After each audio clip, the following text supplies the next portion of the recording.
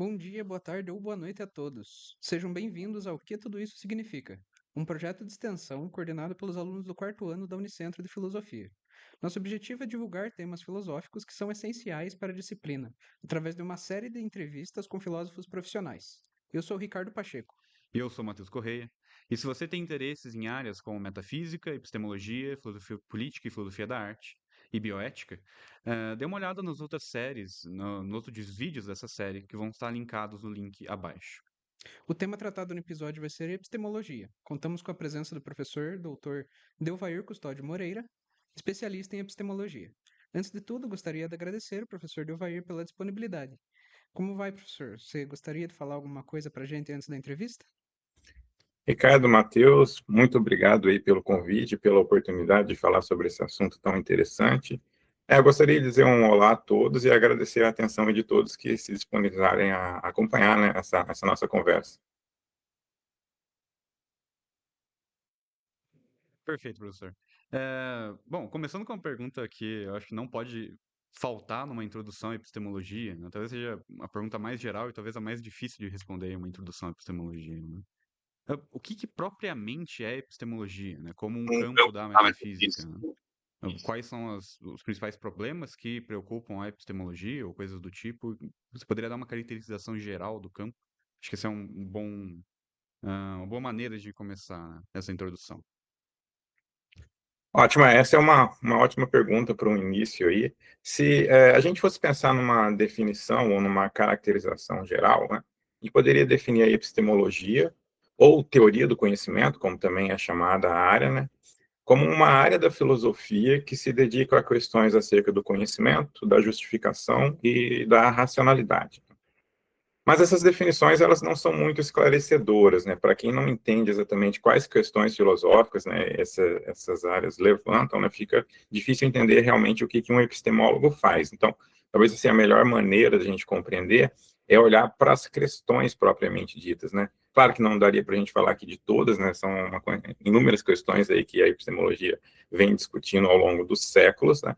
Mas me vem em mente, assim, três questões principais que eu acredito que caracterizam bem a área, né? A primeira questão é o que é o conhecimento, né? Dá uma definição acerca do conceito de conhecimento propriamente dito. Uma questão acerca do que torna as nossas crenças racionais ou justificadas.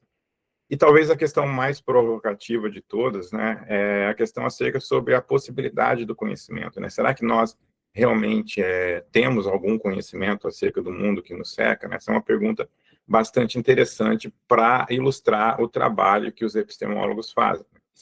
E talvez por conta de ser uma pergunta mais provocativa, eu vou me deter um pouco nela, porque eu acho que ela caracteriza bem, né, a dimensão das questões filosóficas acerca do conhecimento. Pode parecer óbvio, né, principalmente quando a gente considera, né, o avanço tecnológico que a gente vive hoje em dia trazido pela ciência, pode parecer óbvio que a gente, de fato, conhece muitas coisas acerca do mundo. Mas quando a gente pensa isso do ponto de vista filosófico, do ponto de vista epistêmico, né, está longe de ser óbvio que a gente realmente tem algum tipo de conhecimento, né? E uma posição filosófica que sustenta, né, esse tipo de questionamento é o chamado ceticismo, né? O ceticismo é uma tese filosófica que afirma que é impossível nós conhecermos algumas coisas, né? E, às vezes, talvez até seja impossível a gente conhecer qualquer coisa acerca do mundo. Um ceticismo bastante interessante para a gente explorar aqui na nossa conversa é o ceticismo acerca do mundo externo, né? Que é bastante ilustrado pelo experimento mental, né, do gênio maligno de Descartes, né?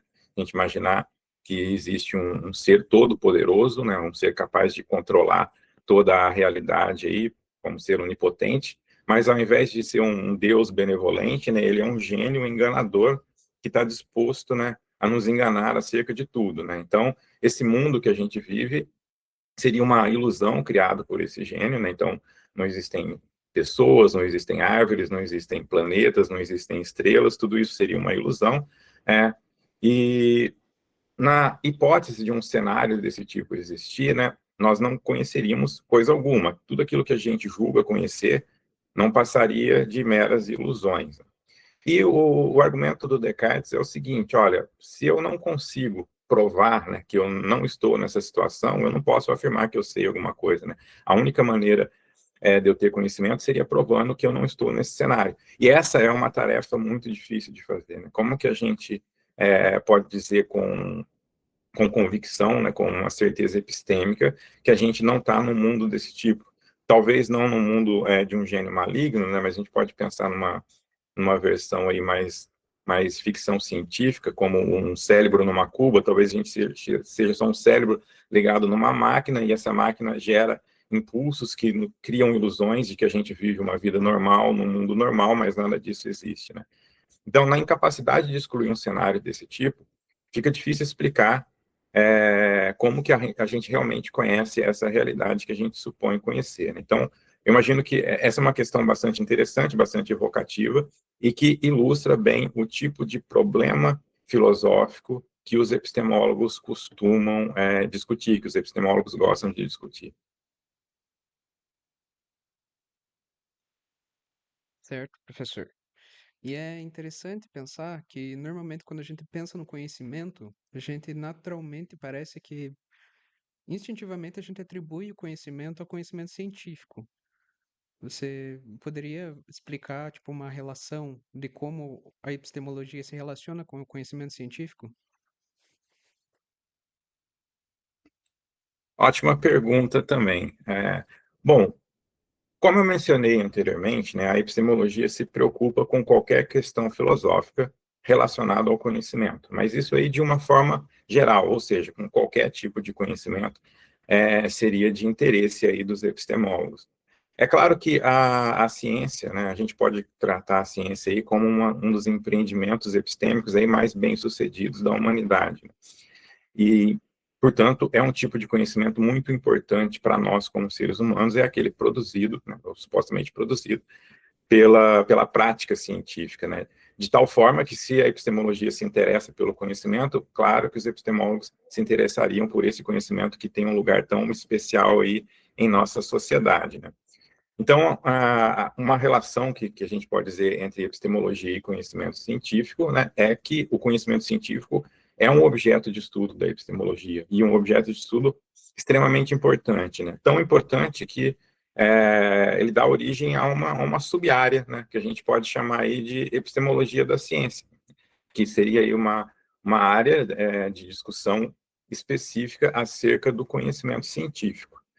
Mas aqui é importante a gente fazer um esclarecimento, né, uma distinção que eu acho relevante fazer, né? Embora a epistemologia da ciência discuta questões filosóficas relacionadas ao conhecimento científico, tipicamente a epistemologia da ciência não é uma área da epistemologia propriamente dita, e sim uma área da filosofia da ciência. Então, a filosofia da ciência, que discute essas questões epistêmicas relacionadas ao conhecimento científico, a tal ponto que alguns aí até confundem, né, epistemologia com filosofia da ciência como se fossem a mesma coisa, mas não é, né? A epistemologia lida com questões mais gerais acerca do conhecimento, e a filosofia da ciência se preocupa com o conhecimento científico, dentre outras coisas, né? A gente não pode equacionar a filosofia da ciência com a epistemologia também, porque a filosofia da ciência lida com outras questões filosóficas sobre a ciência, mas que não são epistêmicas, né? Por exemplo, a metafísica da ciência, né, que é uma área aí que compõe a filosofia da ciência ao lado da epistemologia da ciência. E que tipo de problema epistêmico que a gente tem com relação ao conhecimento científico? Eu poderia aqui citar alguns, né, para ilustrar. É um problema fácil da gente entender numa introdução, né? É o famoso problema da indução. Para muitas concepções, né, a ciência ou o método científico é um método indutivo, né, um método capaz aí de derivar conclusões universais ou conclusões inobserváveis a partir da nossa experiência, né? Mas existe aí um hiato entre aquilo que a gente observa e a conclusão de inferências indutivas, né, que a gente extrai dessas observações. Por exemplo, né, a gente pode observar aí que alguns metais se dilatam quando aquecidos, né? E a ideia aí seria, a partir disso, né, inferir aí uma lei de que todos os metais se dilatam quando aquecidos, né? Mas dessas observações particulares, né, para a gente fazer uma inferência justificada de que todos os metais se dilatam quando aquecidos, tem um hiato, né? Porque poderia haver um tipo de metal que a gente não conhece ainda, que a gente não observou, né? Que não tem essa propriedade. Então, como que a gente explicaria, né, o conhecimento científico nesses termos, desse tipo particular de indutivismo, né? O famoso problema da indução de Hume, né, é de interesse aí dos epistemólogos da ciência, né, porque para algumas concepções, não todas, né, a ciência lidaria com a indução. Então, seria um problema filosófico relacionado ao conhecimento científico, que é objeto de estudo aí, da epistemologia da ciência. Perfeito, professor. Obrigado pela explicação. Bom, passando para uma pergunta um pouco relacionada com a pergunta do Ricardo, assim, a gente vê, talvez, muito comumente, algumas pessoas defendendo que talvez o conhecimento científico seria não só um exemplo muito bom de um empreendimento epistêmico, né, mas seria única forma de acessar certos conhecimentos acerca da realidade. Eu queria perguntar assim, se isso é viável conceber o conhecimento científico como a única forma de conhecimento a respeito do mundo ou a melhor forma de conhecimento a respeito do mundo? Tá, bom, isso vai depender muito do que a gente está chamando de mundo aí, né? A concepção que o conhecimento científico é a única forma genuína de conhecimento, né? A gente poderia chamar isso de cientificismo, né? Uma ideia que permeia aí a nossa cultura, né? Ela tem raízes lá no pensamento positivista, né? Lá do início do século XX, né? Com o positivismo lógico e o ciclo de Viena, né? Tem essa visão de que o conhecimento científico é o único conhecimento genuíno, né? E hoje, mesmo contemporaneamente, a gente vê algumas declarações, né? Me recordo aqui de uma declaração do Stephen Hawking, né? Alegando que a filosofia estava morta, né? Porque as grandes questões, né, da filosofia agora são objetos aí de investigação da física, né? Das ciências propriamente ditas, né? Bom, como eu vejo essa questão, né? Eu acho que a gente não pode dizer que é a única forma genuína de se conhecer o mundo, se a gente estiver usando aí a noção de mundo com um sentido amplo, né? E por que disso? Bom, primeiro, que tem algo de autorrefutante nesse tipo de alegação, né? A própria ideia de que a gente só deve acreditar ou confiar naquilo que é provado cientificamente, né, que embasa esse tipo de pensamento, é em si uma afirmação filosófica e não científica, né? Não tem como provar essa afirmação usando um método científico, um método experimental. Então, para defender essa ideia, né, eu teria que apelar para um argumento filosófico, né? Então, aí já tem pelo menos um aspecto aí da realidade, né, que a ciência não poderia explicar, e sim a filosofia teria que explicar, né? Seria um mínimo. Mas também porque existem outras áreas, né, de interesse humano, outras áreas que compõem isso aí que a gente está chamando de mundo, né, como a estética, a moralidade, que pelo menos em princípio, né, não são objetos de estudos das ciências empíricas, né, são questões aí que demandam uma reflexão filosófica, né, questões que demandam reflexão filosófica, argumentação filosófica para serem respondidas. Então, se a gente reconhecer que o mundo, né, tem essas outras áreas que são relevantes para nós como seres humanos, né, que levantam questões genuínas que merecem ser respondidas e que, dado a limitação do método científico, né, em princípio, elas não seriam respondidas pela ciência, a gente já reconhece áreas de outros tipos de conhecimento, né, principalmente o conhecimento filosófico, aqui que eu estou utilizando como exemplo, né, e que a ciência não conseguiria alcançar, né, pelo menos em princípio. Agora, isso não diminui, né, a importância do conhecimento científico. Então, eu acredito que o conhecimento científico, como eu mencionei anteriormente, né, é o melhor empreendimento epistêmico de nós, seres humanos, para conhecer o mundo, mas aí quando eu falo mundo, eu estou querendo me referir ao mundo empírico, né? Então, esse mundo que as ciências empíricas estudam, né, em particular, é o domínio onde a ciência é muito bem sucedida e onde, de fato, né, o tipo de conhecimento relevante seria o conhecimento científico.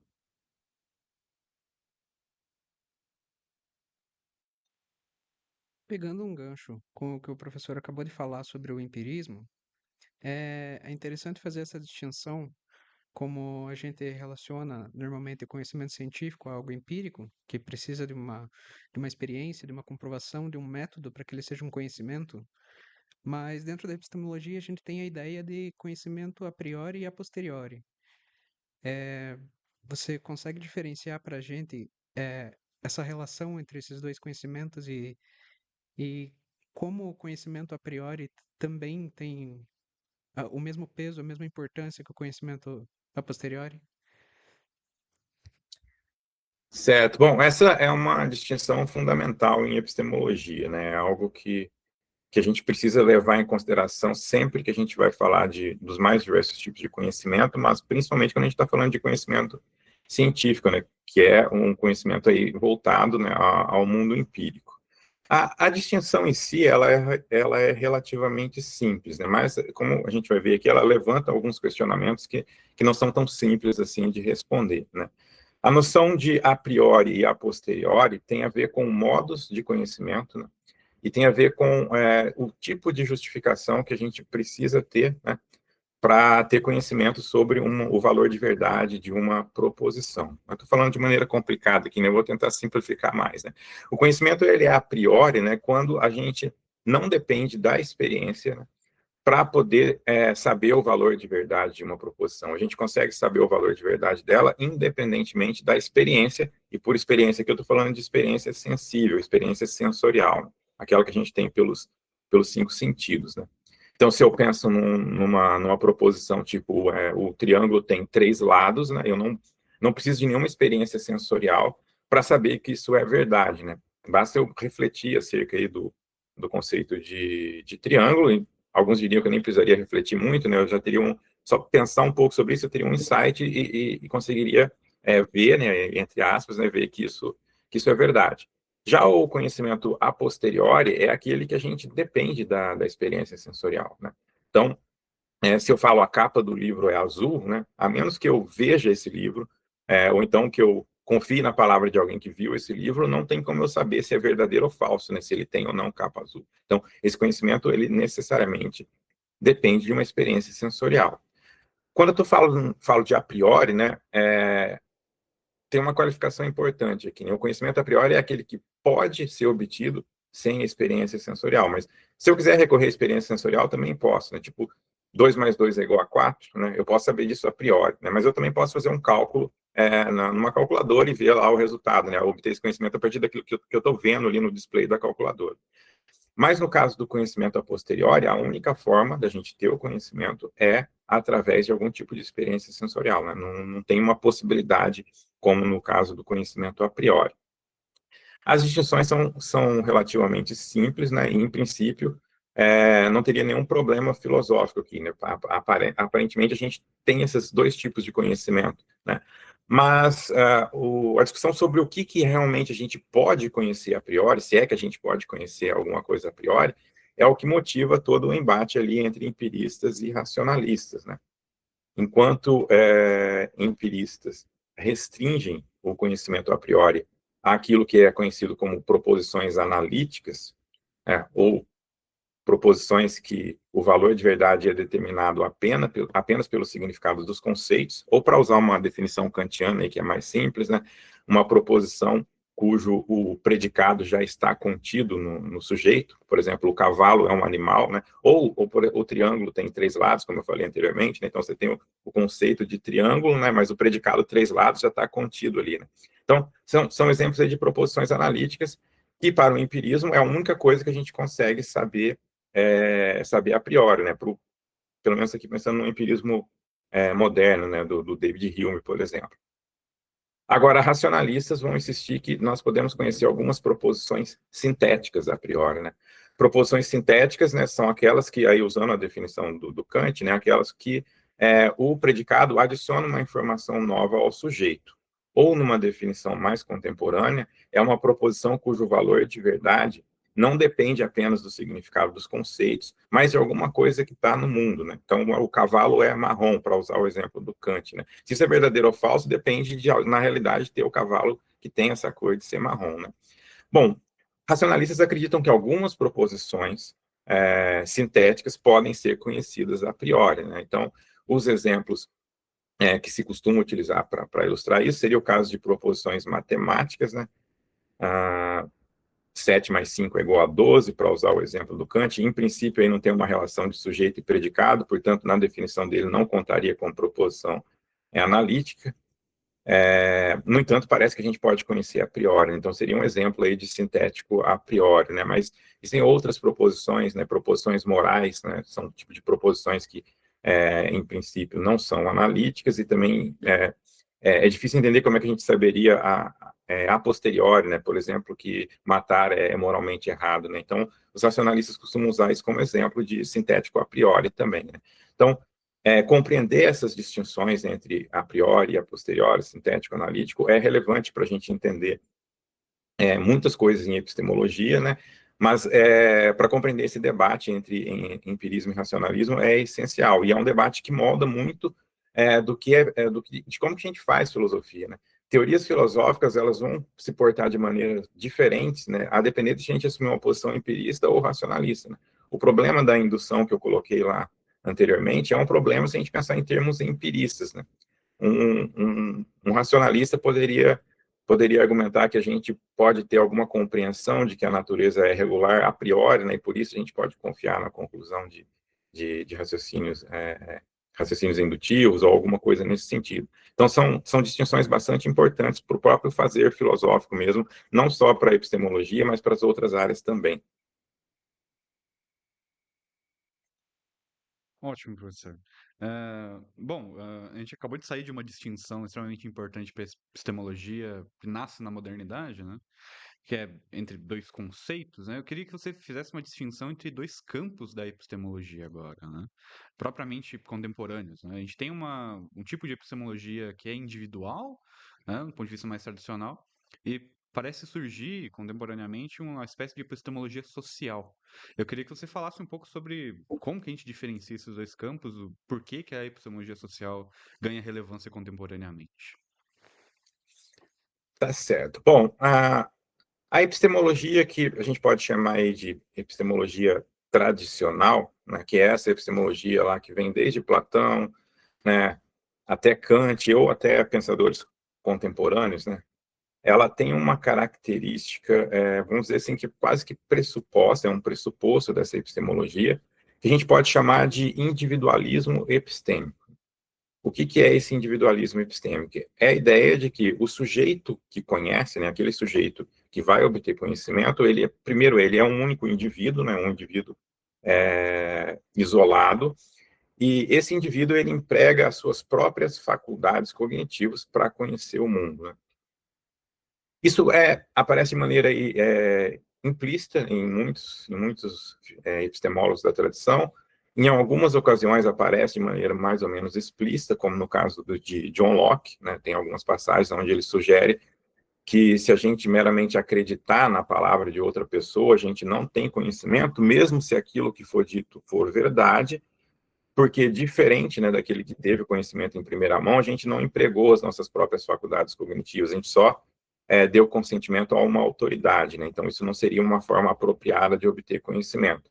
Então esse tipo de ideia, esse tipo de fala sugere que para a gente ter conhecimento, a gente tem que usar as nossas próprias faculdades cognitivas, né? Um outro indício, né, de que a epistemologia tradicional tem esse viés individualista é observar os tipos de fontes de conhecimento que tradicionalmente foram estudados, que é a percepção, a introspecção, a razão, a capacidade de raciocínio, são todas fontes individuais, né? Faculdades que o sujeito epistêmico possui e que ele deveria empregar para obter conhecimento.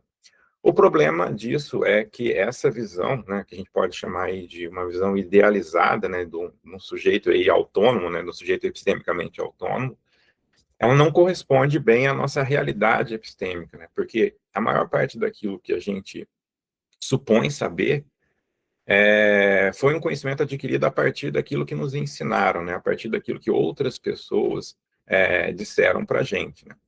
E, na maior parte das vezes, as pessoas, quando mencionam essa ideia, né, o que vem em mente são um tipo de conhecimento científico, né? Como é que a gente sabe que a água é H2O, por exemplo, né? A gente aprendeu em algum momento, né, com algum livro de química, algum professor de química, que em algum momento aprendeu com um químico, né, que fez essa afirmação, né?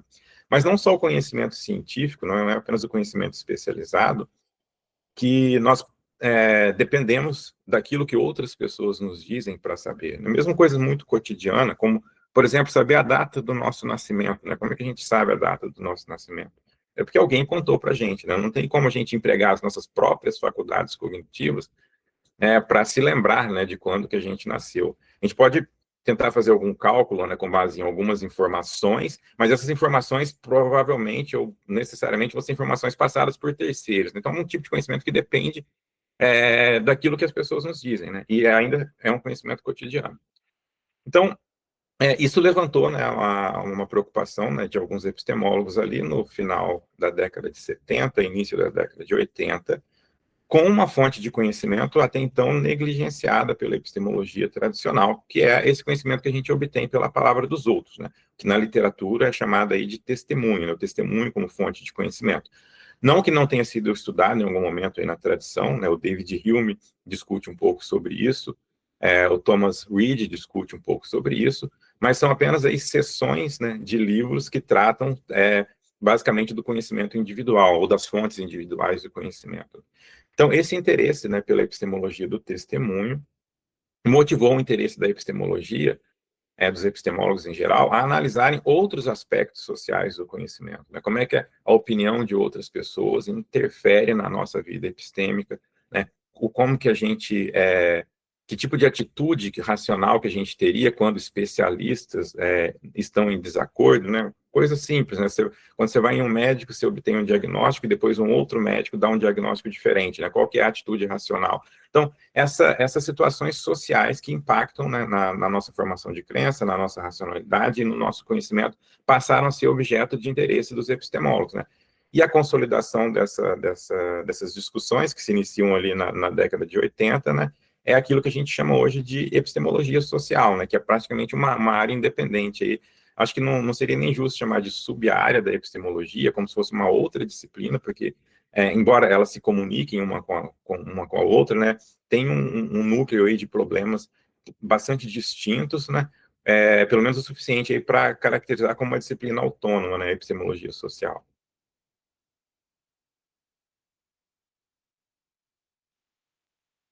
Muito bom, professor. E, assim, com esse problema da epistemologia social, a epistemologia do testemunho, né?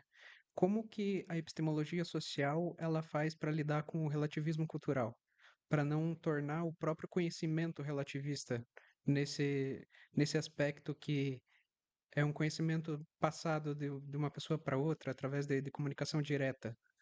Como que a epistemologia lida com esse fator social? Certo. É uma questão bastante importante, né, para epistemólogos sociais, porque quando a gente passa a considerar aspectos sociais do conhecimento, né, parece que a gente começa a dar margem, né, para a introdução de posições relativistas acerca do conhecimento. Por quê? Porque questões sociais, normas sociais variam de cultura para cultura, né? Isso é o que a gente chama aí de diversidade cultural, né? E como cada cultura aí vai ter os seus próprios padrões, né, para julgar o que é certo, o que é errado, o que é conhecimento, o que não é conhecimento, né, isso leva ao relativismo cultural, né. O relativismo epistêmico, né, seria uma consequência dessa variação cultural, dessa diversidade cultural, dessa diversidade nos padrões de avaliação, né. Então, o que seria o relativismo epistêmico? Seria uma tese, né, de que não existem padrões objetivos para o conhecimento, para a verdade ou para a racionalidade. Verdade, conhecimento e racionalidade seriam relativos à cultura, e cada cultura determinaria o que é conhecimento, o que é verdade, e assim por diante. Teses essas que já permeiam o debate filosófico muito antes, né, da gente ter uma disciplina de epistemologia social. Né? Então, uma preocupação da epistemologia social logo ali no início, né, foi lidar com essa questão, principalmente para criar aí uma diferença entre a epistemologia social, que a gente pode entender como um complemento da epistemologia tradicional, e como um complemento da epistemologia tradicional, ela herda, né, uma característica da epistemologia tradicional que tipicamente foi objetivista e não relativista. É claro que a gente tem relativistas na tradição, né, mas são quase que exceção à regra, né? A norma na epistemologia tradicional são posições realistas, posições objetivistas. Né? Então, a epistemologia social ela herda essas concepções sobre o conhecimento é objetivo, né? A gente obtém conhecimento da realidade, então é uma posição realista também. Mas, ao mesmo tempo, já havia um tipo de epistemologia que se interessava por questões sociais, mas que já tinha esse cunho relativista por conta disso, né? Olha, se o conhecimento é produzido em contexto social e o contexto social determina as normas, os padrões de avaliação, então o conhecimento vai ser relativo, né, a essas normas, esses padrões, a cultura e assim por diante. Então, os epistemólogos sociais logo no início, quando eu estou falando aqui dos epistemólogos sociais, nós estamos tentando me referir aqui ao Alvin Goldman, né, que foi um dos primeiros aí a querer colocar uma distinção entre a epistemologia social objetivista ou veritista, como ele chama, né, e as outras concepções sociais de conhecimento que caem aí no relativismo, né, ele tentou diferenciar essas duas coisas. Bom, mas como que a epistemologia social lida, né, com aspectos sociais do conhecimento e, ao mesmo tempo, considera que o conhecimento é objetivo? Acho que a tua pergunta foi mais nessa direção, né? Uma das formas de fazer isso, né, é utilizar a distinção que o Alvin Goldman, que eu mencionei anteriormente, faz. Ele difere nos trabalhos dele entre práticas epistêmicas, né, e as práticas epistêmicas variam de cultura para cultura, né? A gente pode colocar aqui a ciência é um tipo de prática epistêmica, a astrologia é um tipo, a adivinhação é um tipo, né? E cada cultura vai ter o seu tipo de prática epistêmica, né? E só que ele diferencia essas práticas dos objetivos epistêmicos, né?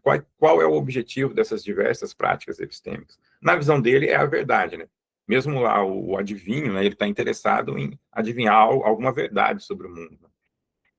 E aí a gente tem um critério, né, extracultural, na visão do Alvin Goldman, para comparar essas práticas epistêmicas, né? As práticas epistêmicas elas vão ser epistemicamente boas ou más, né, à medida em que elas se aproximam do ideal de alcançar a verdade e evitar a falsidade. Então, é um reconhecimento que há práticas epistêmicas diversas, né, isso é um fato, na verdade, não é nenhuma tese filosófica, né? As diversas culturas têm as suas diversas práticas epistêmicas, mas, ao mesmo tempo, mantendo um critério objetivo, que, no caso aqui, né, do pensamento do Alvin Goldman, seria a verdade, que nos permitiria avaliar essas práticas à medida que elas se aproximam ou não, né, dessa meta epistêmica de alcançar a verdade, né? Então, seria uma forma de lidar com essa questão. Bom, perfeito, professor. Bom, surfando um pouco na onda do Ricardo, assim, falando um pouco sobre a maneira como a epistemologia social trata algumas questões, né? Bom, queria perguntar como que a epistemologia social enxerga ou debate a desinformação em sociedades, né? Essa é uma coisa relevante de se pensar, ou pelo menos a princípio parece relevante de se pensar. É uma questão bastante interessante, né? Quando a epistemologia do testemunho ele se consolida, ainda a gente não estava diante aí do advento, né, da era da pós-verdade, da desinformação, né? Mas as ferramentas que foram desenvolvidas para lidar com o testemunho, né, em princípio, né, elas são úteis para lidar com essas questões também, né? E a própria epistemologia tradicional tem toda aí um conjunto de ferramentas conceituais e de normas epistêmicas que podem nos ajudar também, né? Porque uma das questões importantes em epistemologia é a questão da crença racional e da crença justificada, né? O que faz uma crença ser racional, o que faz uma crença ser irracional, e a partir disso a gente poderia aí derivar práticas, né? Para dizer quando que a gente deve ou não acreditar numa informação na internet, por exemplo. Mas essa discussão sobre a justificação, ela precisa ser complementada, né, por discussões que são feitas em epistemologia social, a meu ver, porque a epistemologia social, ela ajuda a gente a entender, né, as estruturas sociais que estão por trás das nossas práticas epistêmicas, né, e que tipo de problema epistêmico, né, coisas como desinformações e fake news trazem para essas estruturas sociais. Porque só reconhecendo isso, a gente conseguiria pensar em estratégias efetivas. Deixa eu ver se eu consigo ilustrar esse ponto aqui como um exemplo, né? Se a gente pegar só a epistemologia tradicional, né, numa concepção evidencialista de racionalidade, então é racional acreditar naquilo que a gente tem evidência, né? Eu vou tentar aplicar isso para a questão de fake news, por exemplo. Olha, eu só vou acreditar em notícias, né, se eu tiver evidência da confiabilidade da fonte. Me parece uma aplicação direta, né, e resolveria o problema. Mas essa concepção, ela ignora algo que a epistemologia social toma como fundamental, como ponto de partida, né, que é a nossa dependência epistêmica. nós seres humanos dependemos das outras pessoas para obter informação. E é uma dependência epistêmica que, em princípio, a gente não consegue se livrar. Não consegue se livrar por quê, né? É humanamente impossível que a gente consiga evidência para todas as informações que a gente precisa. A gente só vai conseguir evidência para aquilo que está dentro da nossa área de especialidade e está dentro do nosso tempo disponível para poder fazer a pesquisa, para poder fazer a investigação, né? Então, não seria só uma questão de, olha, se eu vou acreditar em notícias que eu tenho evidência da confiabilidade, mas como é que eu tenho evidência da confiabilidade de uma notícia sobre segurança pública, por exemplo? Se eu não sou especialista em segurança pública, eu não consigo avaliar os méritos, né, das informações daquela notícia. Eu precisaria ser um especialista, ter uma compreensão daquele assunto para conseguir checar realmente aquela informação. Isso a epistemologia social reconhece, que a gente depende, né, a gente precisa confiar na informação de outras pessoas, né, para poder obter essas informações, né. Então, o que que isso indica, né? Que a nossa confiança, né, em informações que outras pessoas nos passam, né, ela não é algo que a gente simplesmente pode abrir mão, né? A gente não pode simplesmente dizer, olha, eu vou começar a pensar por mim mesmo, só vou acreditar naquilo que eu tenho evidência, porque se a gente fizer isso, a gente vai deixar de acreditar em muita informação verdadeira também. Pode até chegar uma notícia muito interessante, né, do mundo da física ou da astronomia, por exemplo, e eu não vou acreditar porque eu não sou físico, não sou astrônomo, eu não consigo checar se aquilo é verdade ou não. Então, eu dependo do quê? Eu dependo de uma rede epistêmica, né, de fontes que são próximas a mim, de colegas, que tenham habilidades distintas das minhas e que conseguem checar essas fontes. Quando a gente pensa nesses termos, né, que o nosso consumo de informação depende de uma rede de testemunhos, e não só de uma relação de um para o outro, né, a gente consegue identificar que o problema para a desinformação é um problema que precisa ser resolvido coletivamente, né? Cada um dos integrantes da rede tem que fazer a sua parte naquilo que eles conseguem fazer dentro das suas capacidades, né? Então, a qualidade da informação que chega até a gente depende da qualidade de nossa rede epistêmica, depende da qualidade dessa rede epistêmica.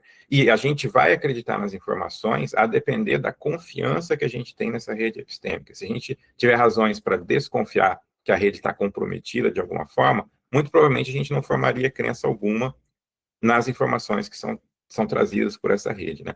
Então, compreendendo esses aspectos, a gente consegue pensar em formas mais efetivas do que meramente, né, dizer, olha, problema de fake news, problema de desinformação é um problema que pode ser resolvido apenas com o pensamento crítico. Não, não. Acho que o pensamento crítico é insuficiente dado as nossas limitações. Olha, reconhecendo as nossas limitações, a gente poderia pensar em estratégias melhores. Como que a gente faz para o nosso ambiente epistêmico ser menos poluído de desinformação, né? Será que uma estratégia paternalista resolveria o problema? Paternalismo que seria, né, o controle da informação mesmo, né? Vamos censurar algumas notícias, vamos tirar aquelas notícias falsas para descontaminar o ambiente. Será que isso funcionaria? Pode ser, mas lembrando, né, a gente vai acreditar apenas se a gente tiver confiança na rede epistêmica. Se as pessoas acharem, né, que a informação está sendo controlada demais, elas podem simplesmente deixar de acreditar em qualquer coisa, né? Por outro lado, se a gente simplesmente deixar a informação fluir, né, de qualquer jeito, os nossos vícios epistêmicos, né, os nossos vieses podem levar com que o fluxo de desinformação aumente, né? Então, são problemas difíceis de resolver, mas que o caminho para resolver é reconhecer esses aspectos, né? A nossa dependência epistêmica, a qualidade de nossa rede, né? Como que a responsabilidade por controlar a qualidade da rede não pode ser de um indivíduo só, tem que ser distribuída entre os indivíduos e assim por diante.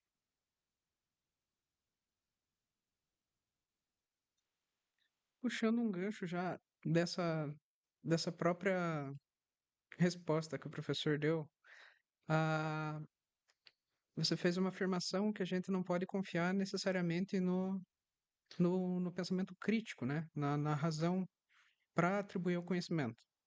Nesse caso, fazendo esse gancho com a epistemologia social, a gente pode discernir com uma afirmação, assim, se o conhecimento ele vem da razão ou da sensibilidade, se ele é sensível ou racional, se a gente não pode confiar necessariamente no que é no senso crítico. Como que a epistemologia social faz essa distinção? Tá, ok, deixa eu ver se eu consigo aqui estabelecer essa ponte aí. Não, primeiro, deixa eu só esclarecer essa questão do pensamento crítico e da confiança. A gente, a minha fala tem a ver com a ideia de que se a gente não pode confiar apenas no pensamento crítico, né, para checar informações, porque nós não temos as habilidades e o tempo necessário para checar todos os tipos de informação. É claro que o pensamento crítico ele vai ser útil, principalmente nas áreas que a gente tem domínio, que a gente tem conhecimento, né? E a gente consegue discernir ali o que é confiável ou não. Mas quando a gente está em áreas que exigem habilidades distintas das nossas, né, o pensamento crítico ele não vai ser tão eficiente assim, né? Como eu disse antes, né, eu não sendo um físico não seria competente, né, para usar o meu pensamento crítico para decidir se uma informação em física é confiável ou não. Não tem as habilidades necessárias para isso. Como que a gente faz? Bom, a gente faz uma divisão do trabalho cognitivo, né? Tem pessoas especialistas que vão lidar com essa questão melhor do que eu. Aí é uma questão só de eu estabelecer uma relação de confiança epistêmica com essas outras fontes, né? E criar uma rede epistêmica aí que permita que essas informações sobre física sejam filtradas de maneira eficiente dentro dessa rede, né? Essa, essa seria a ideia ali da minha fala anterior. Agora, com relação a de onde vem o conhecimento, se é da experiência, né, ou da razão, é uma discussão também aí que motivou o debate aí entre empirismo e racionalismo. Por vezes é até tratada como sinônimo, né? Tipo, empirismo é a tese que afirma que todo conhecimento vem da experiência, o racionalismo é a tese que diz que todo conhecimento vem da razão, né? Mas não é exatamente sinônimo, né? São camadas aí de uma discussão distinta, né? Que tem a ver com a noção de conhecimento inato, né? Será que a gente tem algum conhecimento que a gente já nasceu com esse conhecimento, que faz parte da nossa estrutura racional? Ou será que tudo aquilo que a gente aprende, né, vem da experiência, né? Será que tudo aquilo que a gente tem na nossa mente vem da experiência, né?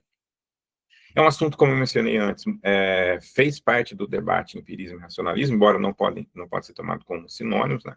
Figuras empiristas como John Locke, né, que defendia aí, a metáfora, né, da tábula rasa, né? O ser humano é uma tábula rasa e depois todas as impressões são adquiridas a partir da experiência, né? Por outro lado, figuras como Descartes, né, iriam dizer que algumas coisas, né, a gente já nasce sabendo, né? Como, por exemplo, a ideia de Deus, né, já é uma ideia, uma coisa implantada na gente, né? Bom,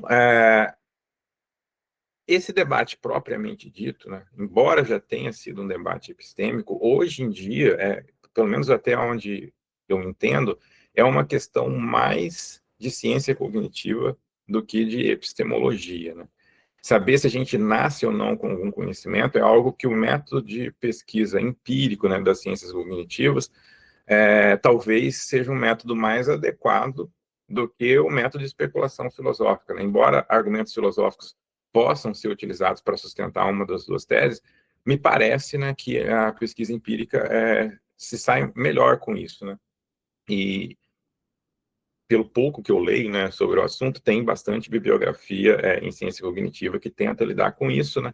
E me vem em mente agora figuras como Piaget, né, que inicialmente aí no início de carreira tinha um interesse nessa questão do ponto de vista filosófico, mas também durante a carreira dele ele mesmo se deu conta que seria melhor fazer uma investigação empírica, né, do desenvolvimento ali de crianças para ver se algumas ideias já nasciam, né, com essas crianças, ou se todas elas eram aprendidas com o tempo, né? Então é uma questão que eu acho que hoje a gente deveria deixar para cientistas cognitivos estudarem por não ser mais uma questão apropriada para o método de poltrona, né, da filosofia. A menos que a gente fosse fazer uma filosofia naturalizada, né, uma filosofia que lida direto com essa investigação empírica.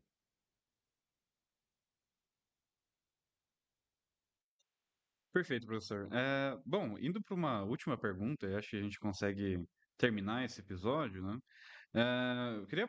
É uma pergunta um pouco mais pessoal, eu acredito, né? Bom, qual sub-área ou problema, discussão da epistemologia contemporânea você acredita que deveria ter mais relevância no debate acerca de epistemologia hoje em dia, né? Tanto para pesquisadores quanto para interessados em epistemologia em geral?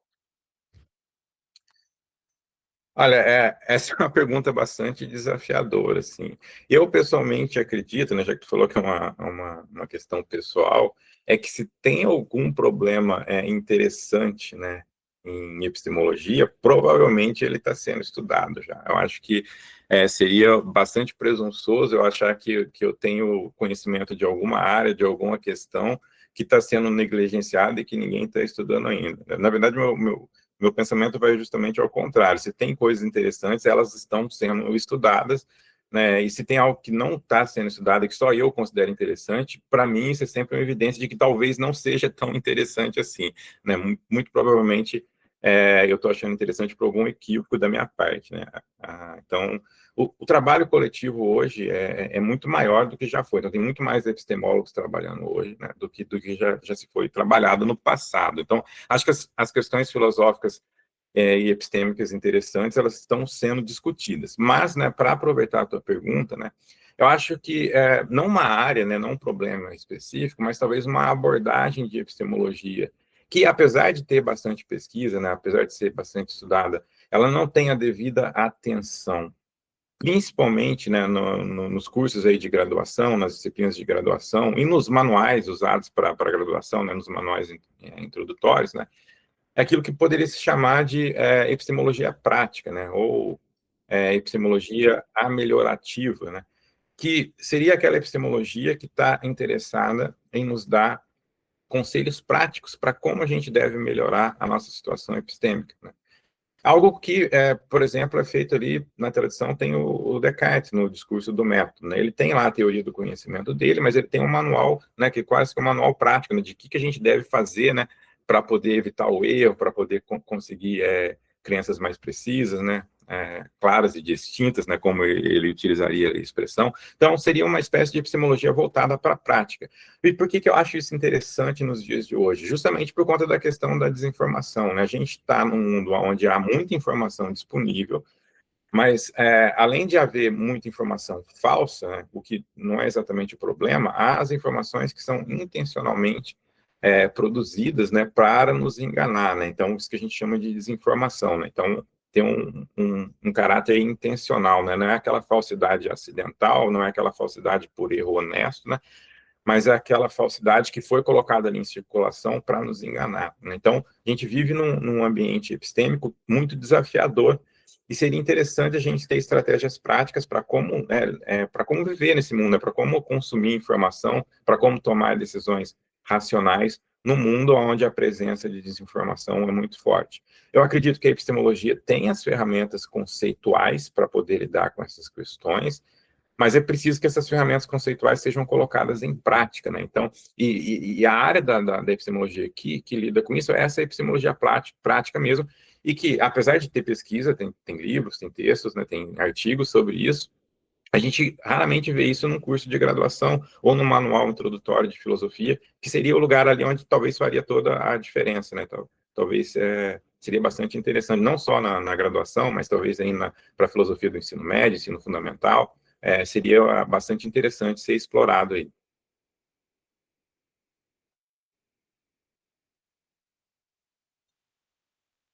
Perfeito, então, professor. Muito obrigado. E assim a gente termina mais um episódio de O que tudo isso significa. Agradeço mais uma vez a participação do professor, a disponibilidade por dar essa aula para gente, né? E o professor gostaria de falar algumas palavras finais? Bom, eu só gostaria de agradecer mais uma vez aí pela oportunidade e me colocar à disposição aí para quem quiser saber mais sobre esse assunto. Eu estou sempre disponível, se vocês quiserem me convidar aí para outras oportunidades, palestras, encontros, né, para a gente continuar conversando, porque são temas bastante interessantes, assim, e que no pouco tempo que a gente tem, não dá para abordar tudo aí com a profundidade que cada tópico merece. Bom, vai ser um prazer, professor. Eu agradecer mais uma vez ao professor Delvair pela disponibilidade de tempo, né? Bater um papo com a gente. Queria agradecer você, ouvinte, que acompanhou a gente até aqui. Queria dizer que se você achou essa entrevista interessante, mais uma vez, dê uma olhada nos vídeos dessa série, que vão estar linkados aí no vídeo e na descrição abaixo. Até a próxima.